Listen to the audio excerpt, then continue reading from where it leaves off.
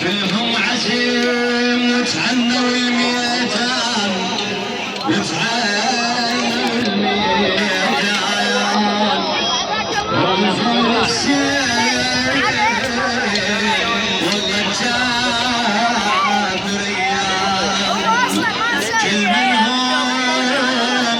كل منهم يحارب حرب ما جان على مصاب يا ويلي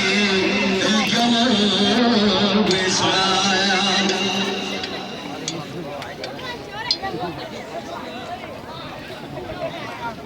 فقاتل قتال الأبطال حتى قتل رضوان الله عليهم وجاء الغفاريان وهما عبد الله وعبد الرحمن يستأذنون الحسين عليه السلام للقتال فأذن لهما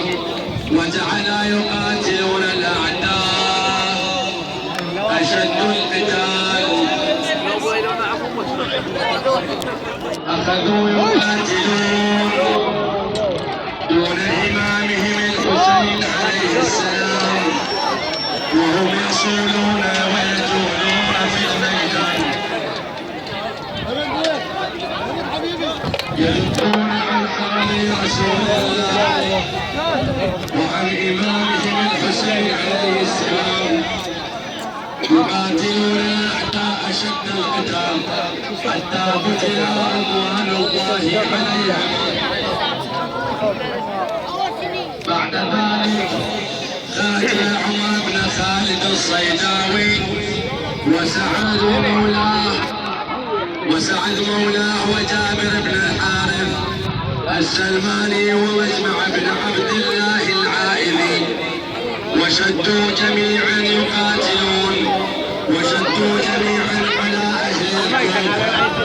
فلما وصلوا فيهم حكم عليهم الناس وعرضوا عن أصحابهم وقطعوهم عن أصحابهم وقاتلوا في مكان واحد وقاتلوا قتال الأبطال حتى قتلوا في مكان واحد رضوان الله عليهم. ولما نظر الحسين عليه السلام